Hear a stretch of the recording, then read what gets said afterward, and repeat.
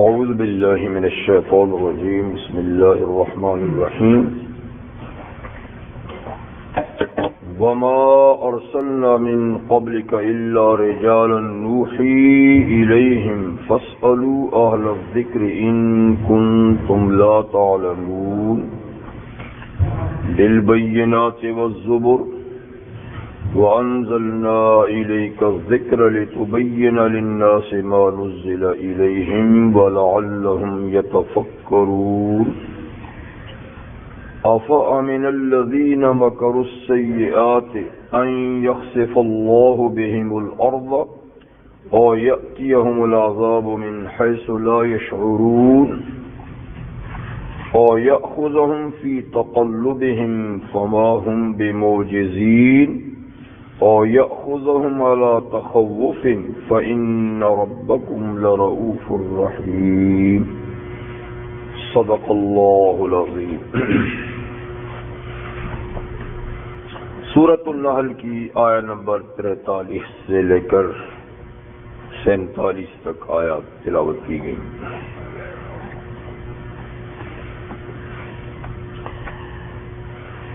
ان آیات مبارکہ سے پہلے ان لوگوں کا ذکر تھا جنہوں نے اللہ کی رضا اور خوشنودی کے لیے ہجرت کی، اپنا وطن چھوڑا، اپنا مال اور جائیدادیں قربان کی، اپنے اعزاء اور اقارب کو بھی چھوڑا، ان سب کچھ کو چھوڑا صرف دین کی خاطر، اور اس کے بعد کہ ان پہ ظلم بھی بہت کیا گیا، یعنی مظلوم بھی تھے، تو فرمایا تھا کہ ہم ان کو زمین میں اس دنیا میں بہت اچھا ٹھکانہ دیں گے، اور آخرت کا اجر تو بہت ہی بڑا ہے، لیکن دنیا میں بھی ایک اچھا ٹھکانہ ان کو دیں گے۔ تو جو صحابہ کرام دیر تک زندہ رہے انہیں اللہ تعالیٰ نے دنیا میں بھی نوازا۔ ہاں، کچھ ایسے حضرات بھی تھے جو ہجرت سے فوراً بعد ان کے انتقال ہو گئے، تو دنیا سے تو کوئی خاص فائدہ انہوں نے نہیں اٹھایا، لیکن سارا آخرت کے اندر چلا گیا، سب کو وہیں ملے گا۔ اور پھر فرمایا کہ یہ وہ لوگ ہیں جنہوں نے اس سب کچھ پہ صبر کیا اور اپنے رب پہ بھروسہ کر کے اللہ کا حکم مانا، تو اس کا یہ نتیجہ نکلا کہ دنیا بھی اچھی ہوئی، آخرت بھی اچھی ہوئی۔ اب جو آیات کریمہ تلاوت کی گئی ہیں،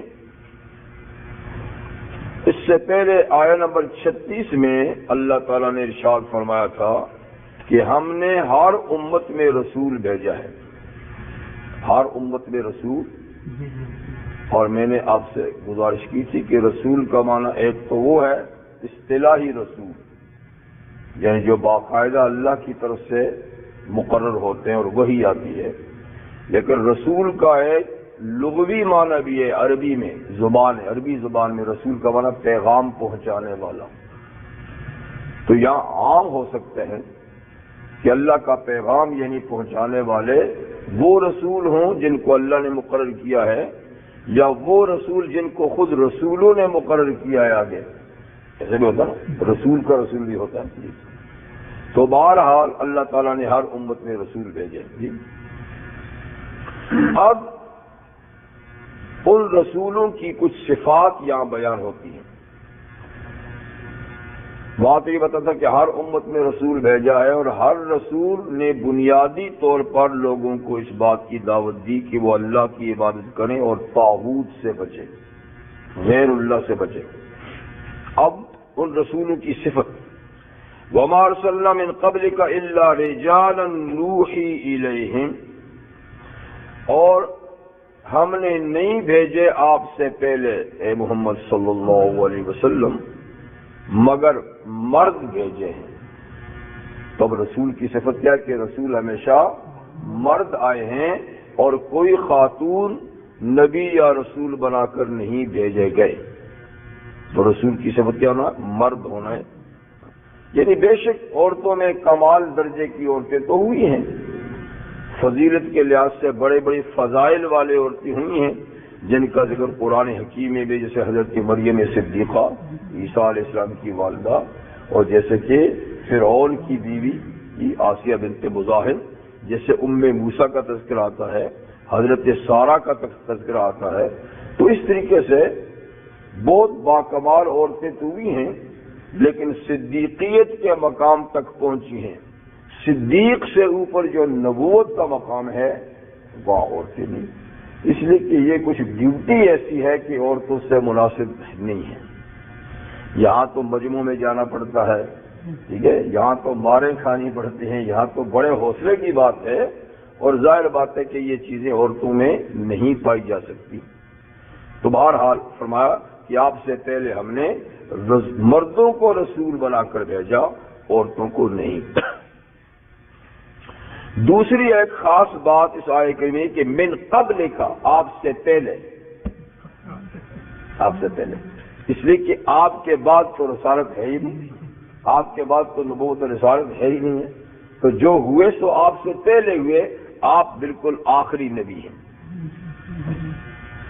دوسری بات نوحی الیہم، کہ ہم ان رسولوں کی طرف جو مرد تھے ہم وہی بھیجا کرتے تھے، ان کا باقاعدہ رابطہ اللہ کے ساتھ ہوتا تھا، اور وہ دین کی باتیں اللہ سے حاصل کرتے تھے براہ راست، اور خود اس پہ عمل کر کے پھر اس کو آگے لوگوں تک پہنچاتے تھے۔ تو نبی کا کام، رسول کا کام دو باتیں ہیں، دین اور شریعت اللہ سے حاصل کرنا اور مخلوق کو پہنچانا۔ تو نوحی الیہم، ہم ان کی طرف وہی کرتے تھے۔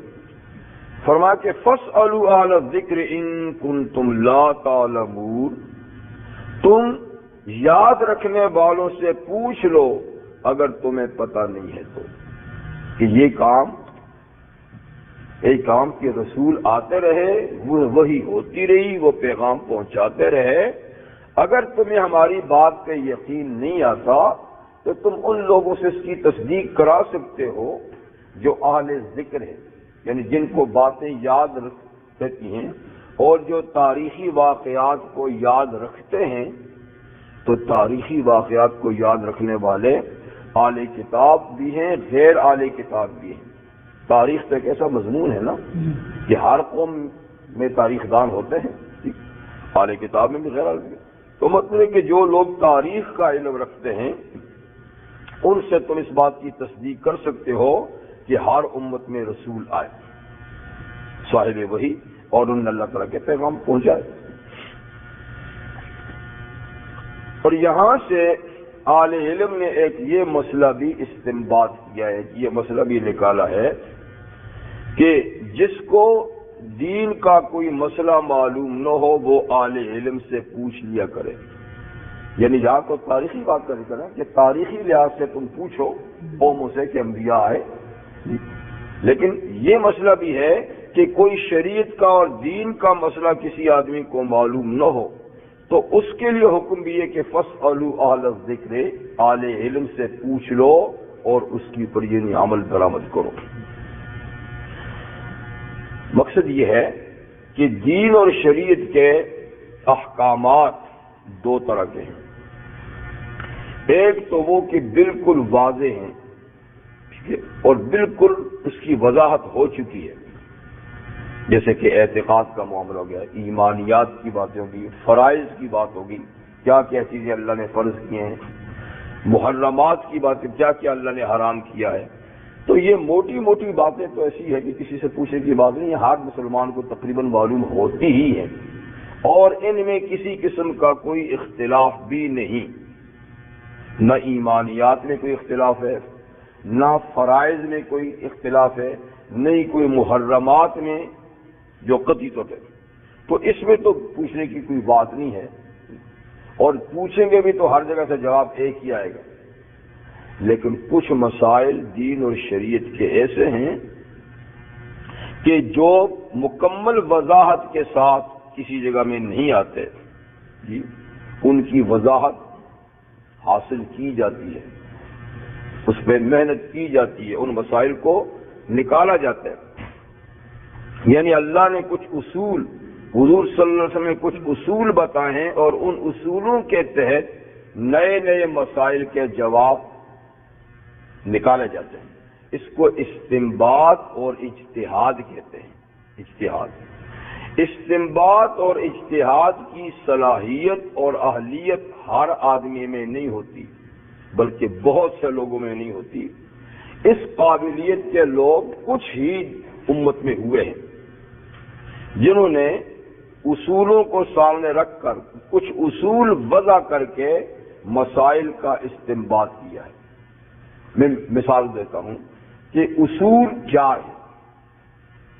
اصول سب سے پہلا اور سب سے بنیادی اصل ہماری شریعت اور ہمارے دین کا قرآن حکیم ہے، کتاب اللہ، سب سے پہلی بات۔ ٹھیک۔ دوسری چیز نبی کریم صلی اللہ علیہ وسلم کا ارشاد، جو کچھ آپ نے فرمایا یا جو کچھ آپ نے کیا یا جو کچھ کسی کو کرتے دیکھ کر آپ نے روکا نہیں، ان تینوں چیزوں کا نام ہے سنت۔ سنت کے تین شاخیں، جو حضور نے کہا، جو کیا یا کرتے دیکھا اور روکا نہیں۔ تو یہ دوسرا اصول ہے اسلام کا، سنت۔ تیسرا اصول ہے اجماع امت۔ جس مسئلے پر امت کے چیدہ اہل علم اتفاق کرنے کے یہ ایسا ہے، یہ بھی ایک حجت اور دلیل ہوتی ہے۔ اللہ تعالیٰ نے اس امت کو یہ اعزاز بخشا ہے کہ اس کے اہل علم اگر سب کسی بات پر اتفاق کر لیں تو اللہ کے نزدیک وہ بات بالکل ٹھیک ہوتی ہے۔ اس لیے کہ حضور نے فرمایا ہے کہ لن تجتمع امتی علی الضلالہ، میری امت گمراہی پر اور کسی غلطی پر کبھی اتفاق نہیں کرے گی۔ تو افراد تو غلطیاں کرتے ہیں، لیکن اجماعی طور پہ امت جو ہے نا غلطی سے پاک ہے، تو اجماع امت۔ اور چوتھا اصول ہے مسائل کے استنباط کے لیے قیاس۔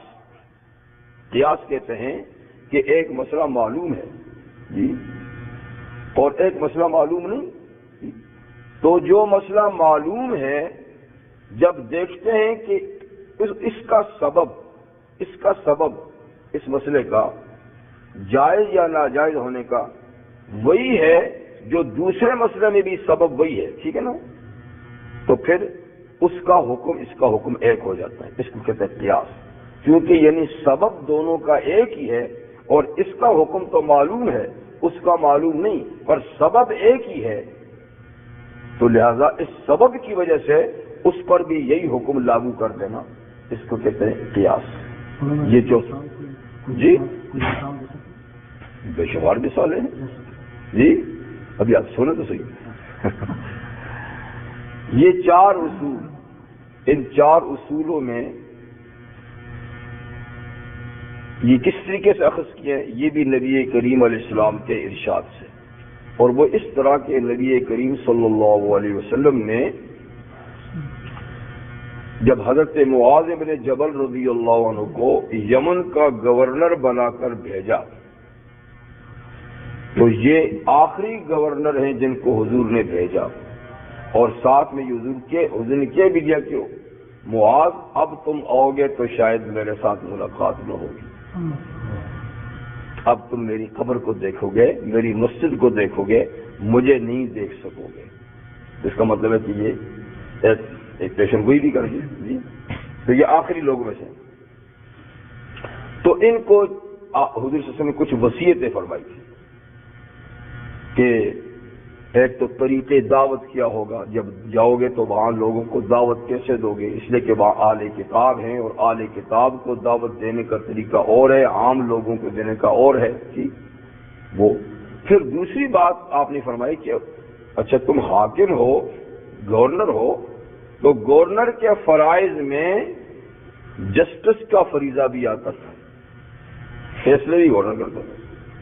تو معاذ یہ بتاؤ کہ تمہارے پاس جب وہاں فیصلے آئیں گے تو فیصلے کس بنیاد پہ کرو گے، پوچھو حضور نے، کہا حضور اللہ کی کتاب کے مطابق۔ پھر حضور نے پوچھا اگر اللہ کی کتاب میں اس مسئلے کا حل نہ پاؤ تو پھر آپ کی سنت میں تلاش کروں گا۔ پھر حضور نے فرمایا اگر میری سنت میں بھی تجھے وہ مسئلہ نہ ملے تو فرمایا اجتہد برائیی، پھر میں خود اس میں اجتہاد کروں گا، یعنی خود کوشش کر کے اس مسئلے کا حل نکالوں گا۔ تو نبی کریم صلی اللہ علیہ وسلم نے فرمایا الحمدللہ، جی الحمدللہ کہ اللہ نے اپنے رسول کے رسول کو وہ توفیق بخشی جس میں اللہ تعالیٰ کی رضا ہے کہ بالکل آپ نے ٹھیک کہا، اور ایسا ہی کرنا ہوتا ہے کہ جس مسئلے کا حل قرآن اور سنت میں نہ ملے، اجتہاد سے اس مسئلے کو نکالا جاتا ہے۔ سمجھے بات؟ تو اجتہاد جو ہے نا، یہی قیاس ہوتا ہے، اجتہاد میں قیاس ہوا کرتا ہے۔ مسائل کو دیکھتے ہیں کہ یہ مسئلہ نیا پیدا ہے، اس کا براہ راست قرآن حدیث میں کوئی ذکر نہیں ہے، نیا مسئلہ ہے، تو اس جیسا کوئی مسئلہ پہلے ہے جس کا حل قرآن سن، اگر اس جیسا کوئی مسئلہ ہے تو اس میں وہ حکم کس سبب اور کس علت سے ہے؟ اگر وہی علت اور سبب اس مسئلے میں بھی ہے تو اس کا وہی حکم ہوگا جو اس کا ہے۔ سمجھے بات؟ تو یہ 4 اصول ہے، ان اصولوں پر پھر اہل علم نے مسائل کا جب اسلام دنیا میں پھیلا، نئے نئے مسائل پیدا ہوئے، تو ظاہر بات ہے کہ ہر مسئلے کا جواب تو قرآن مجید میں، یہ تو اصول ہے۔ ہر مسئلے کا حضور کے زمانے میں بھی سوال نہیں ہے کہ آپ اس کا جواب دیں۔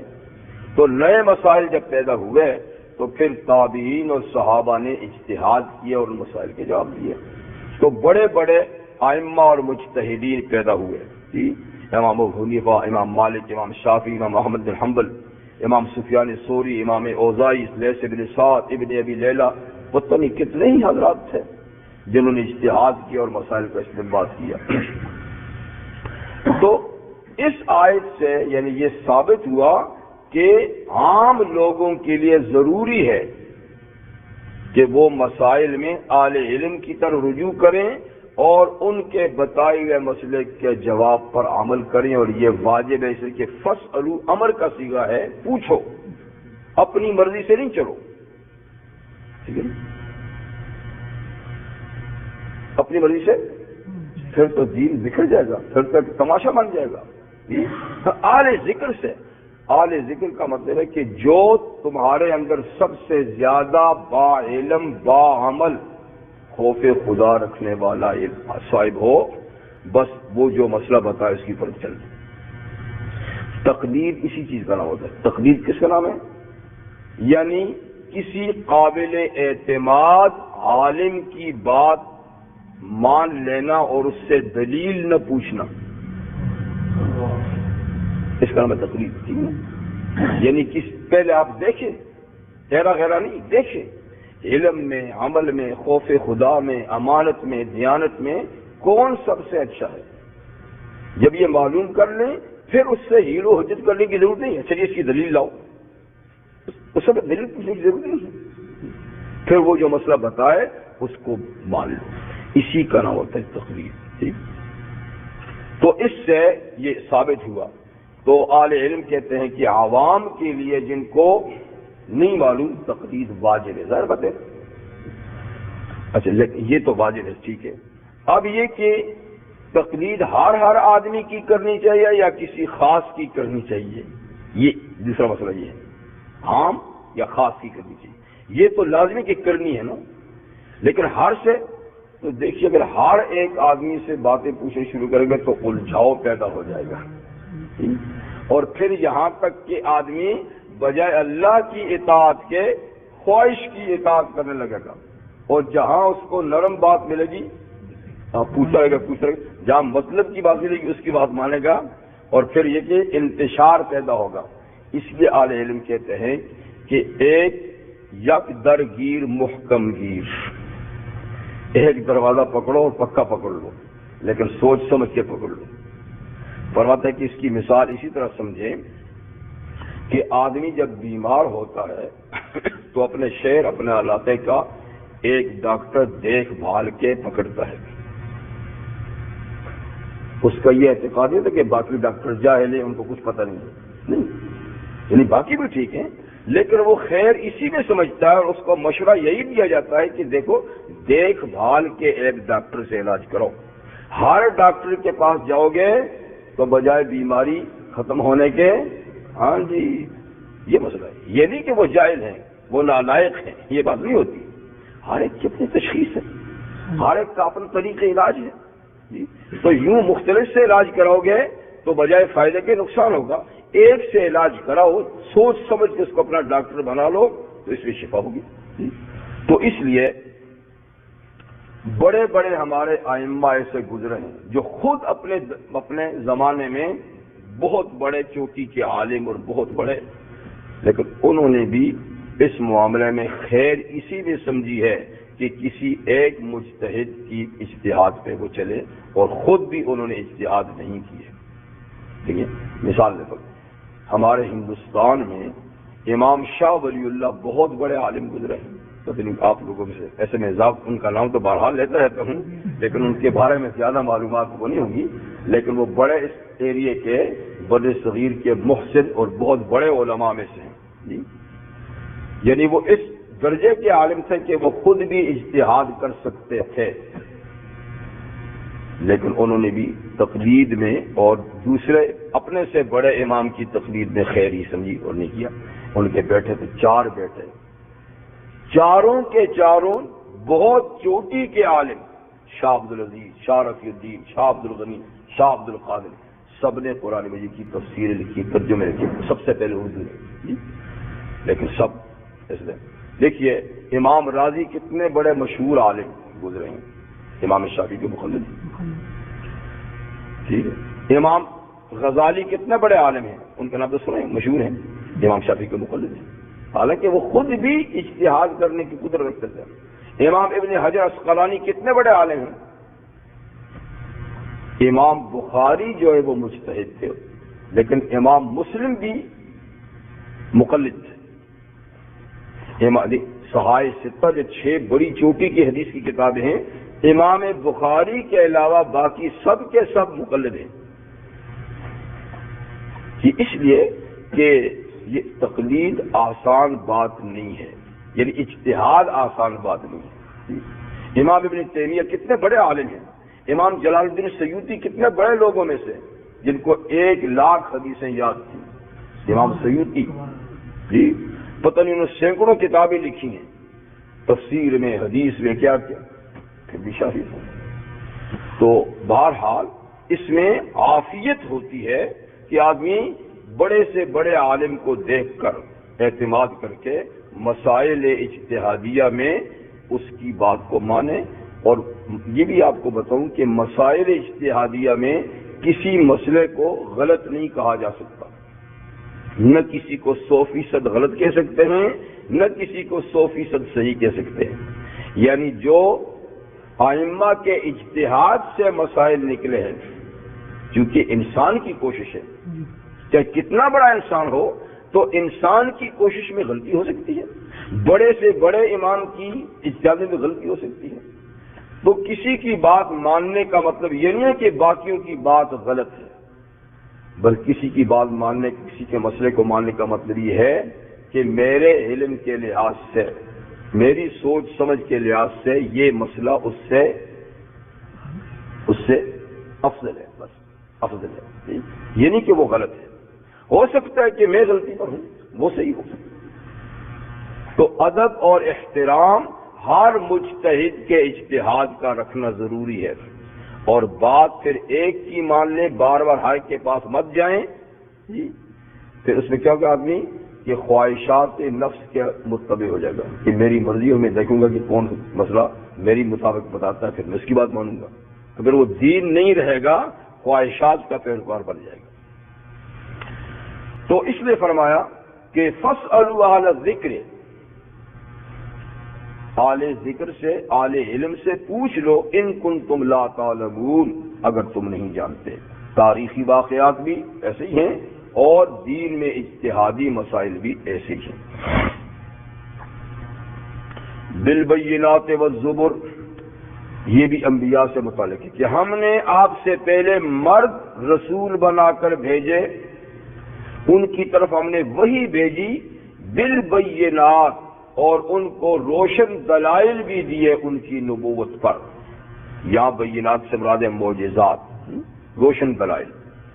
والزبر، اور ان کو کتابیں بھی دیں. زبر کتابوں کو کہتے ہیں, چھوٹی کتابوں کو عموماً زبر کہتے ہیں, لہذا چھوٹی بڑی سبھی مراد ہیں. وَأَنزَلْنَا إِلَيْكَ الذِّكْرَ, اور ہم نے آپ کی طرف اے محمد صلی اللہ علیہ وسلم ذکر نازل کیا. ذکر کیا ہے؟ قرآن.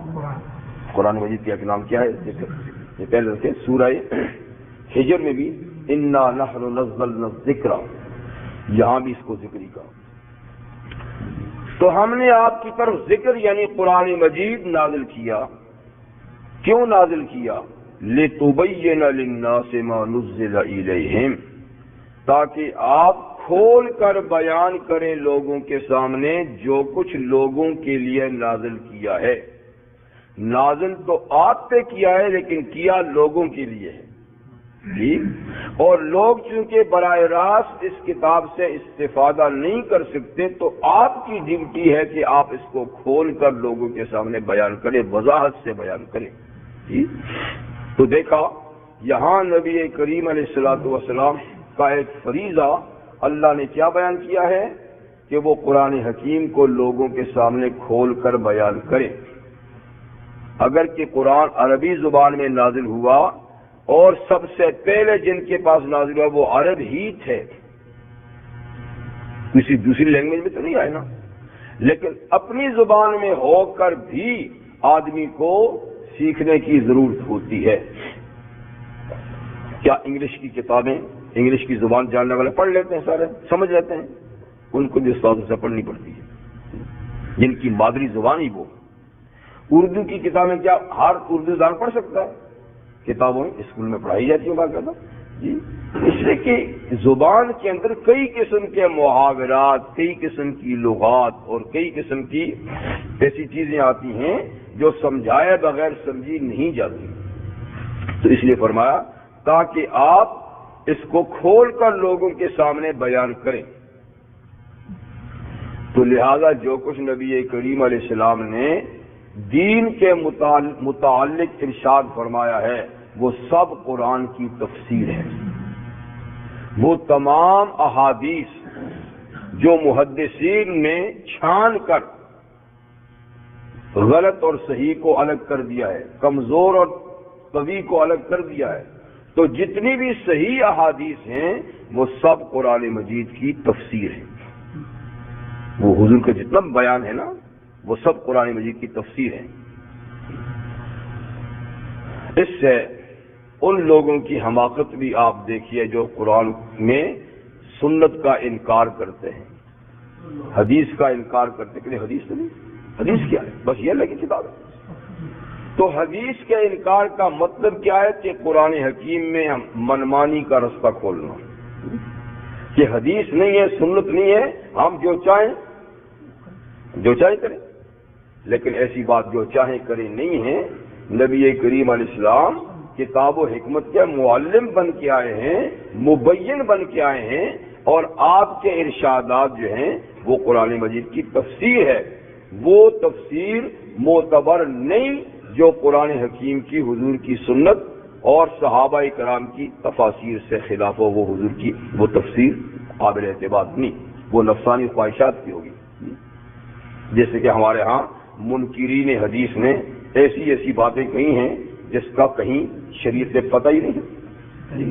جی بالکل, اپنے پاس سے ایسی باتیں قرآن کے بارے میں کہی ہیں, اسے کہتے ہیں کہ حدیث نہیں ہے, سنت نہیں ہے. تو ہم ڈائریکٹ, تو ہمارے ہاں غلام احمد پرویز اس کا ایک چیف گزرا ہے منکرین حدیث کا. خیر سلسلہ تو آگے سے چلا ہوگا, عبداللہ چکڑالوی سے, پھر اس کا مرید یہ تھا, اور پرویز, پھر پرویزی جماعت پوری کی پوری اس طرح ہے. تو انہوں نے قرآن کے بارے میں عجیب و غریب باتیں کہی. اللہ کا معنی کہتے ہیں قانون, یعنی اللہ کی ذات کا نام نہیں بلکہ اللہ کا معنی ہے قانون. بھائی یہ تو عربی لغت میں بھی نہیں ہے. کوئی عربی بھی نہیں کہے گا کہ اللہ تو کسی ایک ذات کا نام ہے, خالق کائنات کا نام ہے. جی وہ کہتے ہیں اس کا معنی قانون ہے. اور کہتا ہے یہ جو ہم نماز پڑھتے ہیں یہ رسمی نماز ہے. اصلی نماز اس وقت ہوگی جب اسلامی گورنمنٹ قائم ہوگی. اور اسلامی گورنمنٹ کا کیا مطلب ہو گیا؟ یعنی جو ہمارے مطلب کی گورنمنٹ ہوگی پھر ہم طے کریں گے کہ نماز کیسی پڑھی جاتی ہے. یہ تو ہم ویسے ہی، حالانکہ حضور کے زمانے سے آج تک یہی نماز چلی آ رہی ہے. ہر دور میں مسلمان یہی نماز پڑھتے آئے ہیں، اور نماز کی رکعات میں سب چیزوں میں کوئی اختلاف پوری امت کا نہیں ہے. ظہر کی 4 ہیں، عصر کی 4 ہیں، مغرب کی 3 ہیں، فجر کی 2 ہیں، عشاء کی، ٹھیک ہے نا، کسی کو اختلاف نہیں. ادائیگی کے طریقے میں تھوڑی بہت بات ہے تو وہ اتنی اہم بات نہیں ہے، لیکن اسی کو فرض کہتے ہیں، یہی ادا ہوتی رہے. لیکن وہ صاحب کہتے ہیں نہیں، یہ تو رسمی بات ہے، اصلی جنگ. اور پھر وہ پڑھتے بھی اردو میں سے، عربی میں پتہ ہی نہیں چلتا. وہی پتہ چلے نہ چلے، یہ ایک ضابطہ زندگی ہے، پتہ کرو نا. کوئی نماز کے اندر کوئی پورا قرآن تو نہیں پڑھا جاتا، کوئی لمبی صورتیں تو نہیں، چند صورتیں پڑھی جاتی ہیں، چند اذکار ہیں، اس کو سیکھ لو. لیکن نہیں، اردو میں پڑھیں گے. اور پڑھتے بھی تھے کہتے ہیں دو نمازیں، 5 کہاں سے آ گئی. تو اس طرح کا زکوٰۃ جو قرآن کہتے ہیں ٹیکس ہے، جو حکومت کو ٹیکس دیتے ہیں یہی زکوٰۃ. تو مقصد یہ ہوا کہ جو لوگ سنت کا انکار کرتے ہیں پھر قرآن مجید کو جدھر چاہیں موڑ دیں، کون روکنے والا؟ تو سنت یہ ایک ایسی چیز ہے جو بتاتی ہے کہ قرآن کے مطالب کیا ہیں، احکامات کیا ہیں، حلال حرام کیا ہیں، عبادات کیا ہیں، سب چیزیں. تو لِتُبَيِّنَ لِلنَّاسِ مَا نُزِّلَ إِلَيْهِمْ، ہم نے آپ کی طرف قرآن مجید نازل کیا ذکر تاکہ آپ لوگوں کے سامنے بیان کریں جو لوگوں کے لیے نازل کیا گیا ہے. وَلَعَلَّهُمْ يَتَفَكَّرُونَ، اور تاکہ لوگ اس میں غور و فکر کریں اور اس پر عمل کریں.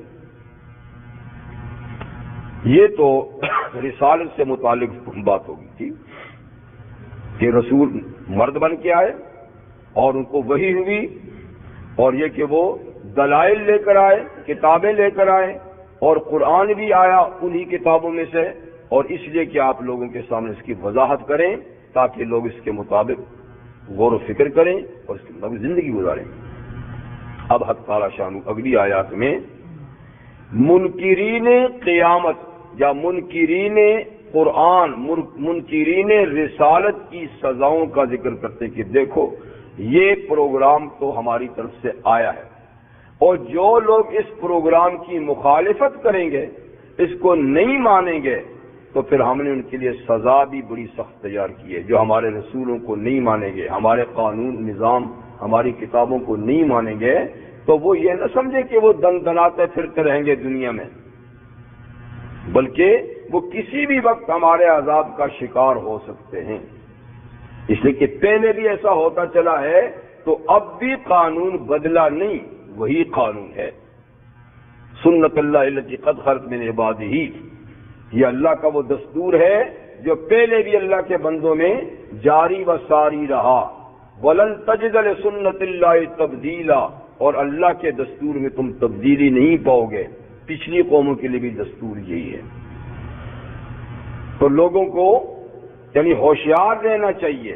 أَفَأَمِنَ الَّذِينَ مَكَرُوا السَّيِّئَاتِ، کیا وہ لوگ بے خوف ہیں، نڈر ہیں، امن میں ہیں، جو بری تدبیریں اور بری چالیں چلتے ہیں اسلام کے خلاف، قرآن کے خلاف، نظام اسلام کے خلاف، رسالت کے خلاف، جو بدترین تدبیریں کرتے ہیں مٹانے کی، وہ نڈر ہیں، وہ بے خوف ہیں، ہم ان کو یوں چھوڑ دیں گے؟ نہیں، ان کو یہ ڈر رہنا چاہیے کہ ان کے اس کرتوت کی کوئی نہ کوئی ان سزاؤں میں سے، جس کا ذکر ان سزاؤں میں سے کوئی نہ کوئی سزا ان کو مل سکتی ہے. تو کیا بے خوف ہیں وہ لوگ جنہوں نے بری تدبیریں کی، جس سے ان یخسف اللہ بہم الارض، کہ اللہ ان کو کہیں زمین میں دھسا ہی نہ دے. یعنی ایسے مجرموں کی ایک سزا کیا ہے، زمین پھٹے اور اس میں ڈوب جائے، زمین میں دھس جائیں.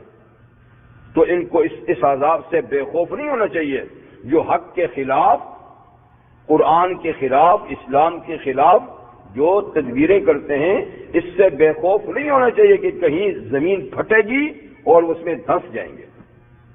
یہ ایک سزا ہے اور یہ محض دھمکی نہیں بلکہ یہ سزائیں مجرموں کو پہلے مل چکی ہیں. قرآن حکیم میں سب سے پہلے یہ سزا کس کو ملی؟ قارون کو ملی. قارون ان قارون کان من قوم موسیٰ، یہ موسیٰ علیہ السلام کی برادری کا آدمی تھا جی، اور بظاہر ان پہ ایمان بھی لایا تھا اور یہ اپنے وقت کا بہت بڑا دولت مند تھا بہت بڑا. اور میں سمجھتا ہوں کہ آج بھی کوئی دولت مند اس سے بڑا دولت مند نہیں ہوگا. یعنی اس کی دولت کے لیے جو اللہ تعالیٰ نے نقشہ کھینچا ہے تو مجھے نہیں لگتا کہ آج بھی کتنا بڑا دولت مند ہے. فرمایا کہ ان قارون کان من قوم موسیٰ فبغى علیہم وآتیناہ من الکنوز ما ان مفاتحہ لتنوء بالعصبۃ اولي القوہ، کہ اس کی صرف چابیاں خزانوں کی اتنی تھیں کہ ایک اچھی خاصی پارٹی بڑی مشکل سے چابیاں ہی اٹھاتی تھی. یعنی چند لوگ مل کر مشکل سے اس کی چابیاں اٹھاتے تھے خزانوں کی. تو پھر خزانے کتنے ہوں گے جس کی چابیاں اتنی ہوں گی. اور اہل علم نے لکھا ہے کہ وہ چابیاں بھی کوئی لوہے کی نہیں تھی، چمڑے کی ہوتی تھی اور ہلکی پھلکی. وہ اتنی کہ ایک طاقتور گروپ آدمیوں کا مشکل سے اٹھاتا تھا. تو کتنا، اور اس زمانے میں کرنسی نوٹ تھوڑے ہوتے تھے. ہاں وہاں سونا چاندی کھرا مال ہوتا تھا، کھرا مال. اب تو ہم کاغذوں پہ خوش ہوتے ہیں جی ہاں، ماچس لگاؤ تو تھوڑی دیر میں تو اتنا خزانہ کس کے پاس آج ہوگا بھائی. تو فرمایا تو وہ اتنا مالدار تھا. جب زکوٰۃ کا حکم آیا تو موسیٰ سے مطالبہ کیا کہ زکوٰۃ دو، اور خیر سے زکوٰۃ بھی 25% تھی. آپ تو سر چکرا گیا اس کا. 25% جب زکوٰۃ دوں گا تو پھر تو بڑا جی، ہم 2.5% نہیں دے سکتے. تو اس کا دماغ پھر گیا. کسی زکوٰۃ، کیسی زکوٰۃ، کس کی زکوٰۃ دی؟ یہ میری کمائی ہے، میری کمائی ہے، یہ نہیں کہ اللہ کا دیا ہے. دماغ پھر گیا نا. تو کیا ہوا پھر؟ بار اس نے نمائش کی. زکوٰۃ تو نہیں دی، الٹی نمائش کی اپنے سامان کی، اپنی دولت کی. ایک بہت بڑا شاندار جلوس نکالا جی، اور شاندار لباس میں خود بھی ملبوس ہوا، اپنے نوکروں کو بھی پہنایا اور اپنی دولت بھی جو ہے نا، وہ اس وقت تو بیل گاڑیاں ہوتی نا، اونٹ گاڑیاں، بیل گاڑیاں، تو ٹرک ورک تو نہیں تھا، تو ان پہ وہ بھی لادا. ایک بہت عظیم الشان جلوس اس نے نکالا فخر کرنے کے لیے کہ دیکھو میرے پاس کتنی دولت ہے. تو خیر اس کے اس جلوس کو دیکھ کر کچھ لوگوں کی تو رال ٹپکنے لگی اور اللہ سے کہنے لگے یا اللہ بڑا نصیبیں والا ہے، بڑا ہمیں بھی کچھ دیجیے، یہ تو بڑا نصیب والا ہے. لیکن کچھ عقل مند تھے، انہوں نے کہا کیا نصیب والا ہے؟ اس نے کہا اللہ کے پاس جو نصیب ہے نا وہ زیادہ اچھا ہے، یہ فانی چیز ہے، یہ عارضی چیز ہے. تو خیر اس نے بجائے زکوٰۃ دینے کے الٹا تکبر کیا اور نمائش کی. کئی اللہ کے بندوں کا دل دکھایا. اللہ کو یہ نمائش پسند نہیں ہوتی. آرائش کر سکتے ہیں، زیبائش کر سکتے ہیں، نمائش پسند ہے. تو اللہ نے فوراً زمین کو حکم دیا کہ اس کو لے کر ڈوب جا. تو فخسفنا به وبداره الارض، اس کو بھی اور اس کے پورے ساز و سامان اور سارے گھر اور پوری جتنی اس کا جتنا بھی سرمایہ تھا نا، جیسا بھی تھا، زمینیں تھیں، مکانات تھے، یعنی سونا چاندی تھا، جو بھی تھا سب کا سب لپیٹ کے اس کے سر پہ رکھا زمین کو، اس کو لے کر ڈوب جا. فخسفنا بھی، دھنسا دیا ہم نے اس کو، وبدارہ، اور اس کے سارے گھروں کو بھی زمین کے اندر. تو یہ عذاب آ چکا ہے اور قیامت تک وہ دھنستا رہے گا. یہ نہیں کہ ٹھکانے پہ پہنچ چکا ہے، نہیں، قیامت تک دھنستا رہے گا.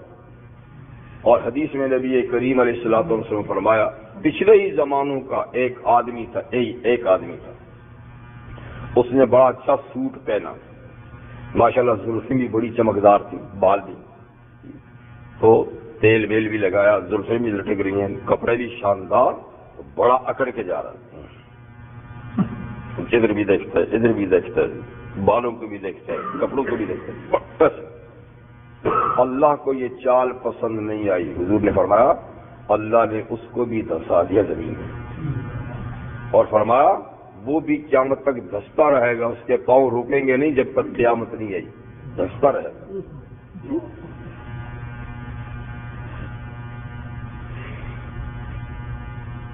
1949 کی بات ہے، مشرقی پنجاب میں، ہمارے یہاں مشرقی پنجاب میں ایک گاؤں میں ایک اسکول جب لگا، سب بچے سب آئے، اچانک زمین پھٹی اور پورا بچوں سمیت اسکول غائب ہو گیا، پورا اسکول غائب ہو گیا۔ یہ ہے خسف، اس کا کیا ہے؟ خسف، زمین میں دھسنا۔ اور 1923 کا زلزلہ آپ کو تو پتا ہے، جاپان کا تو بڑا مشہور زلزلہ ہے۔ جاپان میں جب مشہور زلزلہ آیا تھا، لگ بھگ 2.5-3 لاکھ آدمی اس میں زمین میں دھس گئے، اور بڑی بڑی کئی میلوں تک دراڑیں پڑ گئی، اور دنیا میں زلزلہ تو آتی ہے، آپ کو پتہ ہی ہے، شہروں کے شہر مٹ جاتے ہیں۔ تو یہ خسف کی عذاب ہے، یہ خسف کا عذاب ہے۔ تھوڑا کہ یہ دھمکی نہیں ہے، مجرموں کو ہم یوں بھی سزا دے سکتے ہیں، فخسفنا بہم۔ تو یہ کیا نڈر ہیں، بے خوف ہیں کہ کہیں ان کو زمین میں دھسا دیا جائے؟ ایک اور یاتیہم العذاب من حیث لا یشعرون، یا دھسنے کے سوا اور کوئی عذاب ان کے پاس آ جائے، اور ایسی جگہ سے آ جائے کہ ان کو پتہ ہی نہیں چلے۔ یہ آیا کہاں سے؟ آیا کہاں سے؟ جی کبھی ایسا ہوتا ہے کہ آثار نہیں ہوتے، عذاب کی علامات نہیں ہوتی، اچانک ہی آ جاتا ہے۔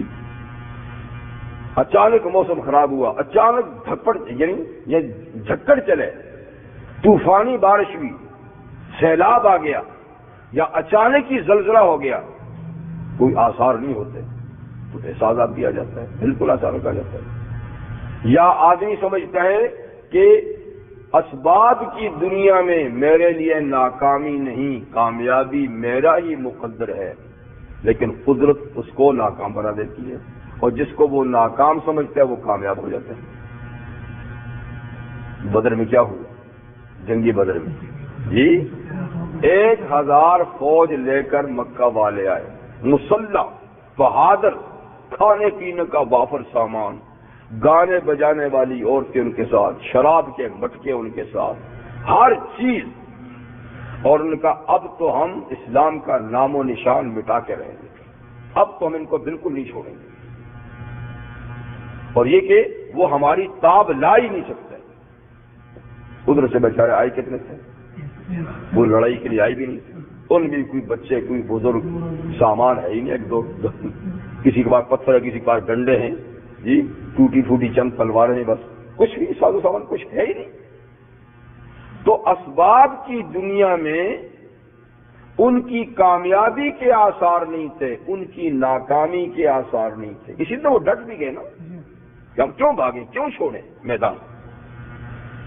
لیکن اطاعم العذاب من حیث لا یشعرون، انہیں پتہ بھی نہیں تھا، وام و گمان بھی نہیں تھا کہ ہمیں شکست ہوگی، تو اللہ نے غیبی طور پہ ان کو سزا دینی تھی نا، تو ایسی سزا دی کہ دنیا یاد رکھے گی، کیا مطلب یاد رکھے گی۔ تو یہ ہے، کبھی بڑے بڑے اپنے آپ کو بڑے بڑے کہنے والے جو نا، چھوٹوں کے ہاتھوں سے ایسے ذلیل کرا دیے جاتے ہیں کہ ان کا غرور خاک میں مل جاتا ہے۔ اب بھی ہو رہا ہے، لیکن ابھی اپنے ٹھکانے پہ نہیں، ہاں اپنے ٹھکانے پہ نہیں، کہاں تم کہاں وہ بیچارے نہتے، پھر بھی تمہارے مقام میں ڈٹیں گے، ان کو ہوش کرو، لیکن ان کو ہوش اس وقت آئے گا جیسے پہلے ہوا تھا، وہ یہ بخشیوں کے ساتھ لڑے 30 سال تک، کیا نکلا؟ ناکام ہو گیا ہے نا جی. تو یہ عذاب ہے. اللہ تعالیٰ کسی کو عذاب دیتا ہے پھر یوں ہی الجھا دیتے ہیں. وہ سمجھتے ہیں کہ یہ کچھ بھی نہیں ہے، اور جس کو وہ کچھ نہیں سمجھتے وہ بہت کچھ ہو جاتے ہیں. تو یہ ایسا عذاب ہے کہ پتہ ہی نہیں چلا. تیسرا، او یا خذم علی تخوف، یا ڈرا کر ان کو پکڑیں گے. پہلے ڈرائیں گے پھر پکڑیں گے. کبھی تو ڈرائیں گے نہیں نا اچانک ہی، اور کبھی یہ کہ پہلے ڈرائیں گے، آس پاس والوں کو سزا دیں گے کہ ہوش میں آ جاؤ جی. پھر یہ ڈریں یا نہ ڈریں پھر ان کا نمبر بھی آ جائے گا. پہلے آس پاس والوں جی، ایسے بھی اللہ تعالیٰ کرتے ہیں. لیکن تخوف کا ایک اور معنی بھی ہے. نہ ایک اور ایک آیت رہتی ہے، او یا خذم فی تقلبہم، یا ہم ان کو چلتے پھرتے پکڑ لیں گے. یوں ہی گھر سے نکلے، سیر و تفریح کے لیے نکلے جی، اور اچانک کوئی ایسی عذاب آ گئی، کوئی ایکسیڈنٹ ہو گیا، کوئی سیلاب آ گیا، ٹھیک، کوئی سمندر میں بہ گیا، کچھ نہ کچھ ہو جاتا ہے. تو اچانک چلتے پھرتے بھی عذاب آ سکتا ہے جس کے عذاب کے آثار ہی نہیں. فما ہم بمعجزین، تو یہ اللہ کو عاجز کرنے والے نہیں ہیں. وہ جیسے چاہے جہاں سے چاہے عذاب بھیج سکتا ہے، یہ اس کے عذاب کو روکنے والے نہیں. یہ او یا خذم علی تخوف، یہ چوتھی قسم ہے. یا ان کو ڈرانے کے بعد پکڑ لے، پہلے آس پاس والوں کو سزا دے تاکہ وہ ہوشیار ہو جائیں، اور پھر اس کے بعد ان کا نمبر ہے. ایسے بھی ہوتا ہے جی. اور تخوف کا ایک معنی تنقص بھی ہے. ایک تو معنی خوف ہی ہے نا، ڈرا کر. ایک اس کا معنی نقص، کمی بھی ہے. یعنی ان کو مال اولاد کی کمی کی سزا دے، کہ جس مال پہ یہ اعتراف ہے اس مال ہی پہ کوئی آفت آ جائے، یعنی یا جن افراد پہ ان کو ناز ہے وہ افراد ہی مر جائیں، تو یہ بھی ایک عذاب ہے. یعنی ان کی مال اولاد میں کمی کر کے ان کو سزا دے، یہ بھی ہو سکتا ہے. فَإِنَّ رَبَّكُمْ لَرَؤُوفٌ الرَّحِيمٌ، پر اللہ تعالیٰ ہر معاملے میں دیر سے پکڑتے ہیں، کیونکہ رب تمہارے شفقت کرنے والے مہربان ہیں، اور سزا دینے میں اللہ تعالیٰ جلدی نہیں کرتے. یہ اس کی شفقت کا، اس کی رحمت کا تقاضا ہے کہ کسی کو سزا جلدی نہیں دیتے، اس کو ٹائم کافی دیتے ہیں سوچنے سمجھنے کے لیے. لیکن یعنی منکرین رسالت، منکرین قرآن اور منکرین اسلام جو ہے نا، ان کو ان چاروں سزاؤں میں سے کوئی نہ کوئی سزا مل سکتی ہے، اور ان کو بے خوف نہیں رہنا چاہیے، ڈرنا چاہیے. کچھ نہ کچھ اس سے ہو سکتا ہے، دسائے جا سکتے ہیں، ٹھیک نا. اور یہ کہ ایسی جگہ سے عذاب آ سکتا ہے کہ ان کے علم میں نہ ہو، ان کو چلتے پھرتے بھی پکڑ سکتے ہیں، یا پہلے ڈرا کر بھی پکڑ سکتے ہیں. یہ بات تو ہوگی. اب اس کے بعد حق تعالی شانہ پھر اپنی قدرت اور اپنی توحید، اپنی یکتائی اور اپنے مستحق عبادت ہونے کا ذکر فرماتے ہیں کہ اللہ کی ذات ہی تنہا مستحق عبادت ہے. عبادت کس کی ہونی چاہیے؟ فقط اللہ کی ہونی چاہیے. مستحق عبادت صرف اللہ کی ذات ہے اور کوئی دوسرا نہیں. اس پہ اللہ تعالیٰ فرماتے ہیں کہ ذرا غور فکر کرنا چاہیے کہ چند صرف سر پھیرے لوگوں کو چھوڑ کر ساری مخلوق اللہ کے سامنے سجدہ کرتی ہے. چند سر پھیرے لوگوں کو چھوڑ کر ساری مخلوق اللہ کے سامنے سجدہ کرتی ہے.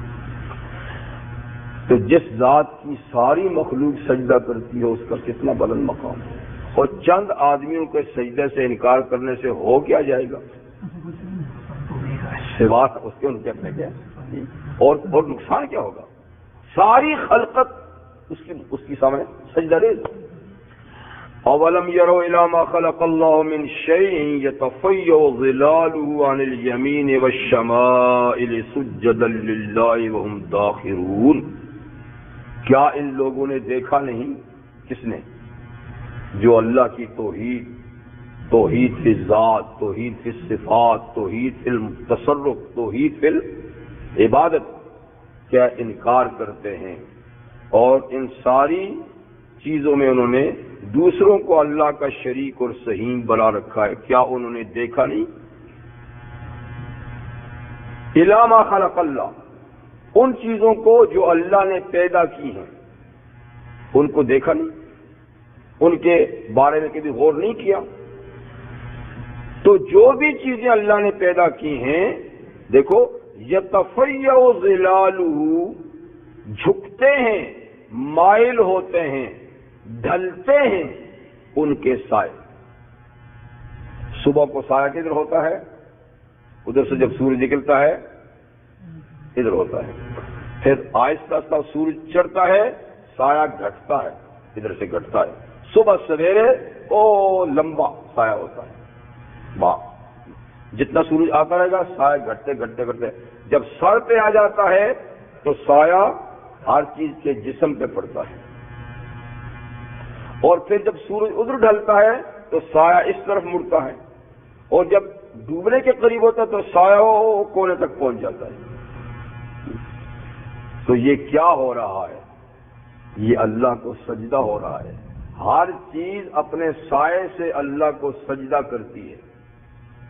مطلب کیا ہے کہ جب سورج سر پہ ہو اور سایہ پاؤں پہ پڑے تو یہ قیام کی حالت ہے، جیسے نماز میں کھڑے ہوتے ہیں تو سایہ کھڑا ہے پاؤں پر، اور جب سورج ڈھلتا ہے ادھر سے یا ادھر سے تو آدھے تک پہنچتا ہے تو یہ رکوع کی حالت ہوتی ہے، اور آخر تک جب پہنچتا ہے ادھر سے یا ادھر سے یہ سجدے کی حالت ہوتی ہے۔ پورا سایہ جب پڑتا ہے نا آخر تک، صبح سویرے تو سجدہ ادھر ہوتا ہے، مغرب کو سجدہ مغرب سے پہلے ادھر ہوتا ہے، ٹھیک؟ بیچ میں اتنا جب سورج تھا تو سجدہ نہیں، یہ رکوع کی کیفیت ہوتی سائے کی، اور عین دوپہر کے وقت قیام کی حالت ہوتی ہے۔ تو ہر چیز کا سایہ، درختوں کا دیکھیے، ٹیلوں کا دیکھیے، ٹھیک ہے، پہاڑوں کا سایہ دیکھیے، اور کھیتوں میں جا کر دیکھیے، ہر چیز، اور خود آدمیوں کا سایہ دیکھیے۔ مشرک کا سایہ بھی کس کو سجدہ کرتا ہے؟ وہ روک سکتا ہے؟ نہیں، خود کو کرنا ہے۔ سایہ اس کا بھی اللہ ہی کو سجدہ کرتا ہے، اور ہر چیز کا، ٹھیک ہے۔ تو مائل ہوتا ہے ہر چیز کا سایہ دائیں اور بائیں، صبح اور شام، جی، اور یہ اس کا میلان اور جھکاؤ کیا ہوتا ہے؟ سجدا للہ، اللہ کو سجدہ کرتے ہوئے، وہم داخرون، اور یہ سب چیزیں اللہ کے سامنے عاجز ہیں، متواضع ہیں، ہر چیز اللہ کے سامنے عاجز اور متواضع ہے، اور کوئی چیز روک نہیں سکتی اپنے سائے کو۔ سایہ سجدہ کرنے میں جیسے مجبور ہے، آدمی مختار ہے، کرے یا نہ کرے، پر سایہ مختار نہیں ہے، اور باقی ساری مخلوق کا سایہ بھی مختار نہیں ہے، وہ اس کا پابند ہے۔ تو سایہ گویا اللہ کے سجدے کے پابند ہے، سایہ ہر چیز۔ تو اس لحاظ سے دیکھیے تو ساری کائنات کس کو سجدہ کرتی ہے؟ اور سجدہ جو ہے نا یہ خلاصہ عبادت ہے، یعنی خلاصہ عبادات میں تو جامع عبادت نماز ہے نا، تو نماز کے اندر تین چیز بلکہ چار چیزیں ہیں، چار چیزیں۔ ایک چیز ہے قیام، یہ بھی عجز و نیاز کی نشانی ہے کہ ہاتھ باندھ کے کسی کے سامنے کھڑے ہیں۔ اس سے اعلیٰ درجے کی عجز و نیاز پھر کمر جھکانا ہے، اور اس سے زیادہ عجز و نیاز جو ہے وہ کسی کے سامنے سر زمین پہ رکھنا ہے۔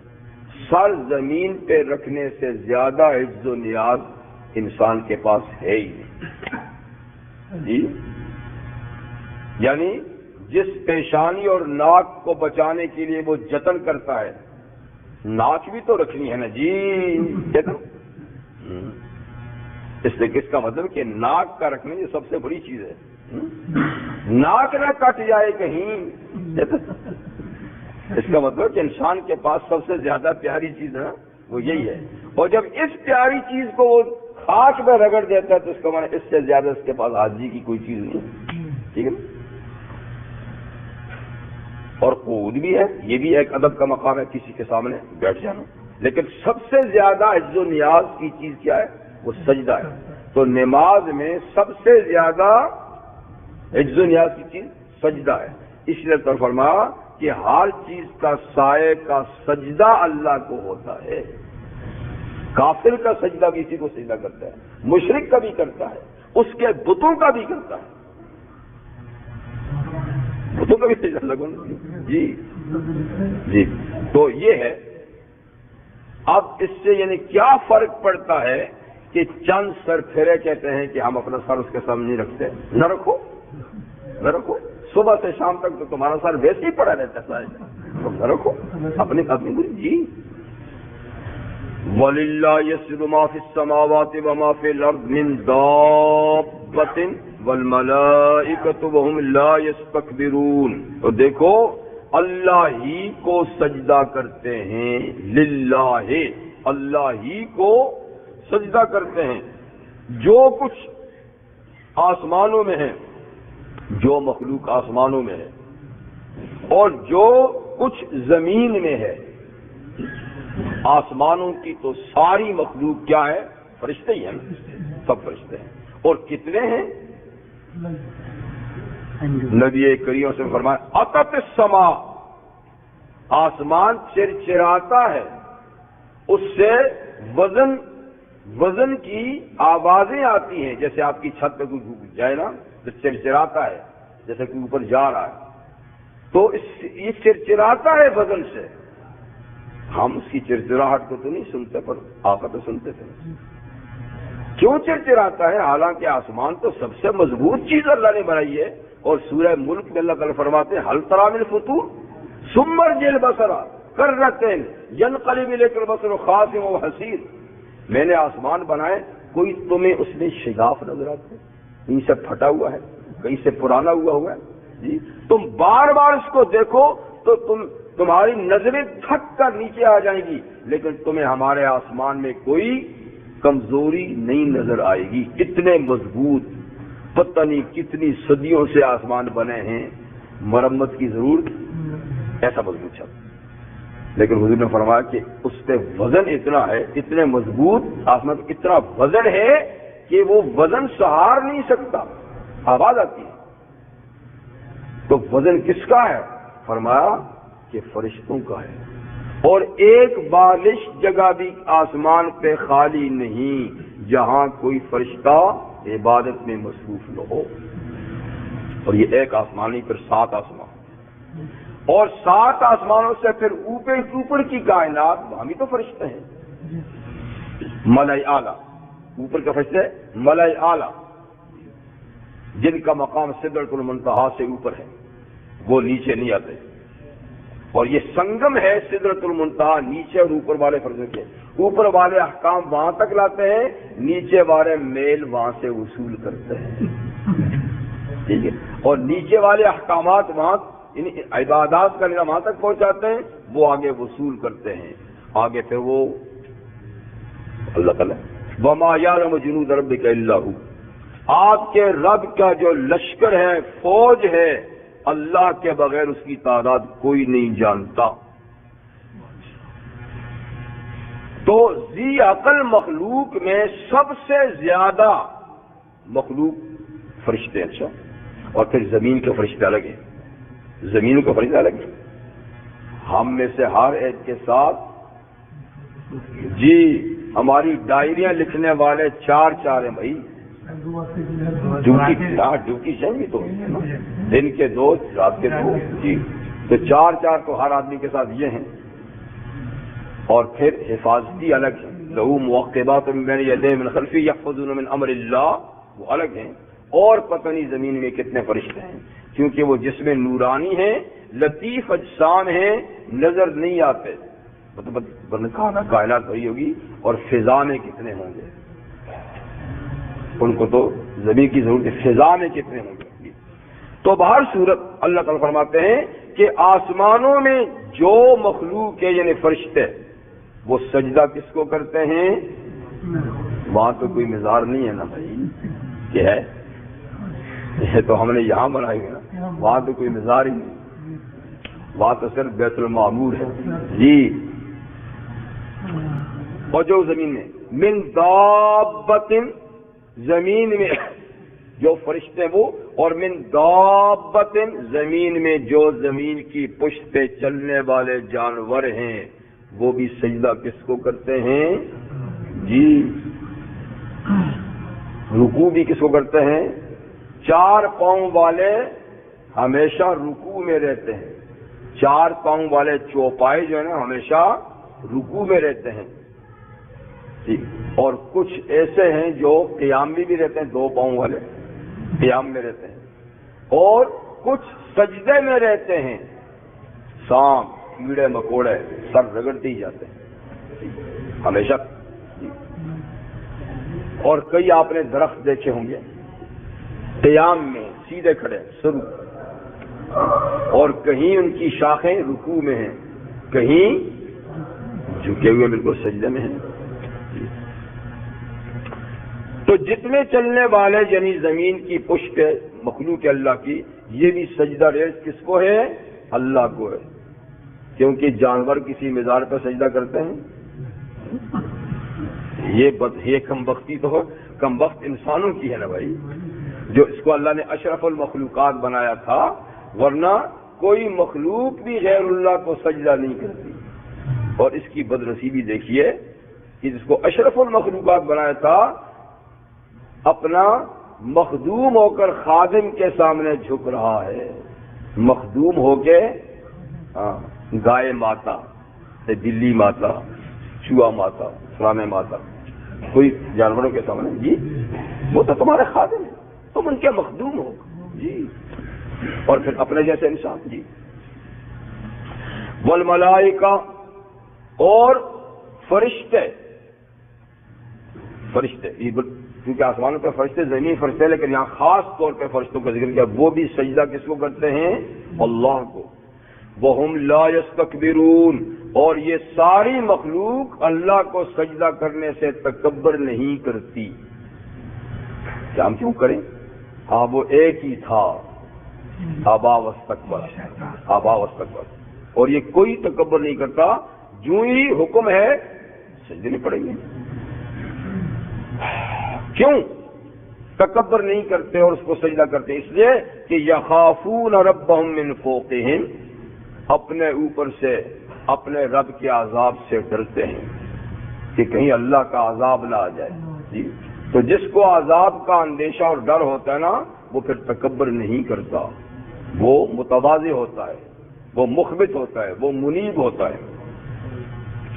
وَيَفْعَلُونَ مَا يُؤْمَرُونَ، اور یہ فرشتے وہی کچھ کرتے ہیں جس کا ان کو حکم ملتا ہے۔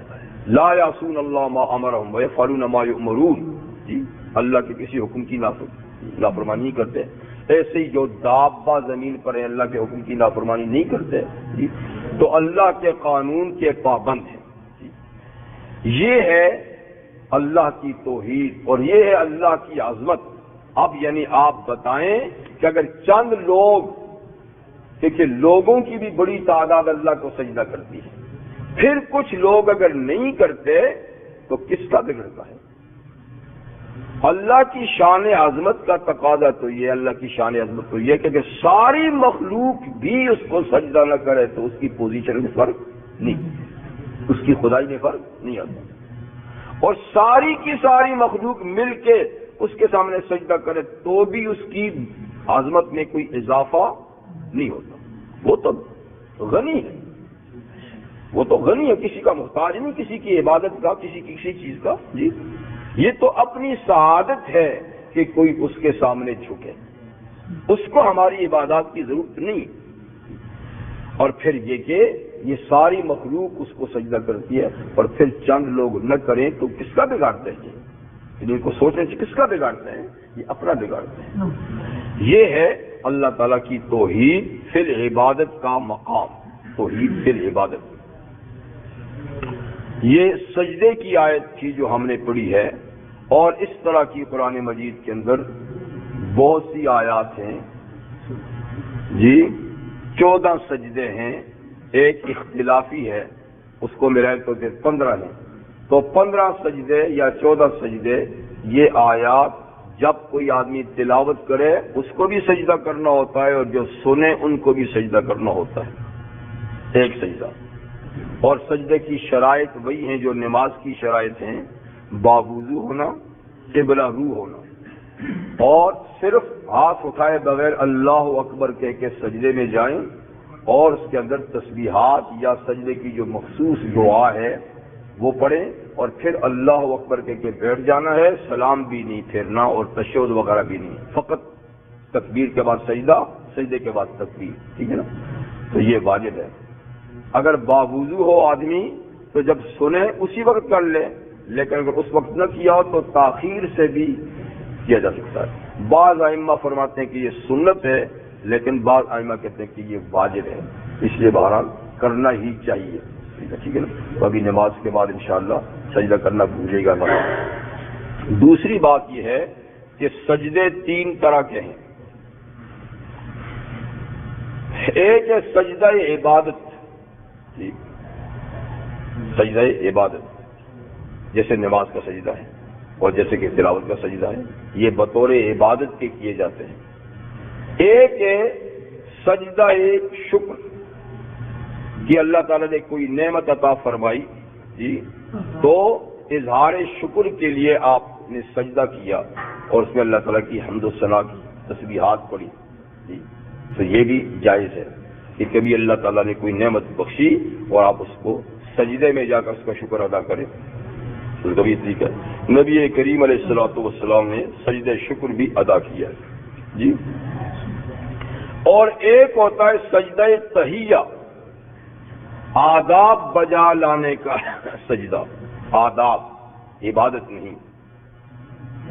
یہ پچھلے مذاہب میں، ادیان میں جائز تھا کہ کسی باحیثیت شخص کے سامنے جھکتے تھے اور اس کو سجدہ تحیہ کہا کرتے تھے، جیسے سورہ یوسف میں گزر چکا ہے کہ حضرت یوسف علیہ السلام کی خاندان والے جب مصر میں وارد ہوئے تو ان کے بھائیوں نے، ان کے والدین نے سجدہ تحیہ ان کے سامنے ادا کیا تھا، لیکن شریعت اسلام میں اس کی گنجائش نہیں، یعنی یہاں ادب احترام کا سجدہ کرنے کی اجازت نہیں۔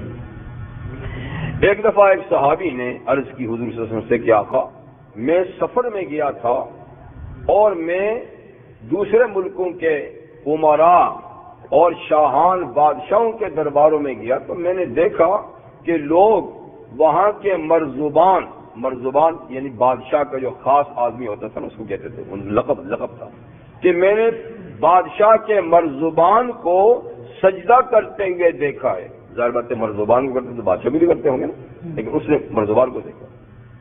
تو حضور، وہ تو کافر لوگ ہیں، اگر وہ اپنے لیڈر کو سجدہ کرتے ہیں تو ہمارے خیال میں آپ سجدے کے سب سے زیادہ مستحق ہیں، اس لیے کہ آپ سے بڑی شخصیت تو ہے ہی کسی کے نہیں، اور آپ تو واقعی لائق سجدے ہیں کہ اللہ کے آپ نبی ہیں۔ تو نبی کریم سے فرمایا، دیکھو اگر تم میری قبر کے پاس وفات کے بعد گزرو گے تو سجدہ کرو گے؟ کہ نہیں آقا، قبر کا سجدہ ہم نہیں کریں گے، یہ تو 15ویں صدی والے کریں گے، دیکھو ہم تو آپ کی 14ویں 13ویں 12ویں یہ بات کی اجازت نہ بھائی، تو یہ تو کوئی پچھلی صدیوں کے لوگ کریں قبروں کو سجدہ، ہم تو آپ کی قبر کو بھی سجدہ نہیں کریں گے۔ حضور نے فرمایا، اچھا اگر میری وفات کے بعد میری قبر کے پاس سے گزرو گے اور سجدہ نہیں کرو گے نا تو اب بھی سجدہ مت کرو، اب بھی سجدہ نہ کرو، جی۔ اور فرمایا، لو کنت آمرا احدا ان یسجد لاحد لامرت النساء ان یسجدن ازواجهن، اگر میں کسی انسان کے سامنے سجدہ کرنے کا حکم دیتا اور میری شریعت اس کی اجازت دیتی تو میں امت کی عورتوں کو حکم دیتا کہ اپنے شوہروں کو سجدہ کیا کریں، کیونکہ عورت پہ یعنی شوہر کا اتنا بڑا حق ہے کہ اگر سجدہ جائز ہوتا تو عورت کو سجدہ جائز ہوتا شوہر کو، لیکن چونکہ میری شریعت میں غیر اللہ کو سجدہ کرنا بالکل جائز نہیں، اس لیے نہ مجھے کرو نہ کوئی اور میاں کو کرو۔ اب سجدہ کہاں پہ ڈھنڈے پڑتے ہیں بھائی، اللہ خیر کرے۔ تو باہر صورت سجدہ تحیہ پچھلی امتوں نے تھا، اسلام میں وہ بھی ممنوع ہے، اور یہ کہ سجدہ شکر ہے اور ایک سجدہ عبادت ہے، وہ دونوں اللہ تعالیٰ کے لیے ہیں۔ بس سبحانک وبحمدک اشہد ان لا الہ الا اللہ استغفرک واتوب الیک۔ الحمد للہ رب العالمین والعاقبۃ للمتقین والصلاۃ والسلام علی اشرف الانبیاء سید المرسلین وآلہ وصحبہ اجمعین صلاۃ تنجینا بها من جمیع الاحوال والآفات وتقضي لنا بها جميع الحاجات وتطهرنا بها من جميع السيئات وترفعنا بها عندك أعلى الدرجات وتبلغنا بها أقصى الغايات من جميع الخيرات في الحياة وبعد الممات إنك على كل شيء قدير. اللهم إنا نسألك من خير ما سألك نبيك محمد صلى الله عليه وآله وسلم ونعوذ بك من شر ما استعاذ منه نبيك محمد صلى الله عليه وآله وسلم وأنت المستعان وعليك البلاغ ولا حول ولا قوة إلا بالله. سبحان ربك رب العزة عما يصفون وسلام على المرسلين.